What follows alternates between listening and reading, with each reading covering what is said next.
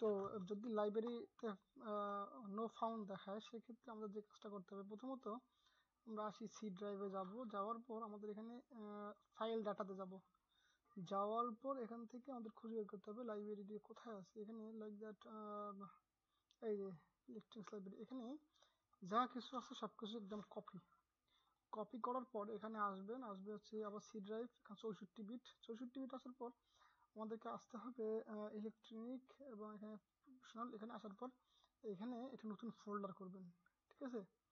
ফোল্ডারটা কি নাম দিবেন, অবশ্যই ডাটা দিতে হবে এবং ডাটাটা ছোট হাতে দিলে হবে না, বড় হাতে দিতে হবে। হ্যাঁ, ডাটা দিলেন, আমাদের এখানে ডাটা তৈরি করা আছে তাই এটা নিচ্ছে না। ওকে ফাইন, আমি এখানে সবগুলো এখানে পেস্ট করে দেবেন, কন্ট্রোল ভি। আমি এখানে আর পেস্ট করলাম না, দিতে পারেন, নো প্রবলেম। জাস্ট মিনিট, একটু সময় লাগবে। ওকে স্কিপ, তার মানে আমার আগেই করা আছে। ওকে ফাইন, আমার এখানে শেষ। তারপর যে কাজটা করতে হবে, ফাইনালি আমাদের এখানে প্রোটিয়াস, এখানে রাইট বাটন, দেন পোর্টফোলিও, এখানে যাওয়ার পর ক্যাপাবিলিটি, এখানে যদি এটা না থাকে তবে run program. Okay apply. And আরেকটা কাজ করতে হবে, যদি অনেক সময় লাইব্রেরি পায় না, তার মনে করেন যে আপনার কই গেল লাইব্রেরি, ওকে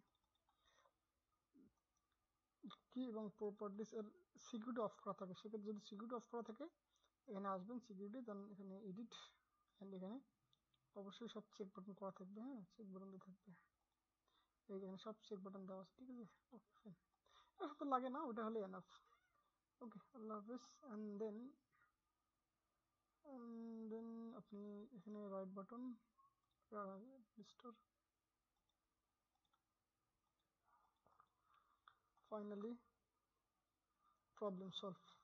ওকে, এবং জাস্ট মিনিট, নিড টাইম।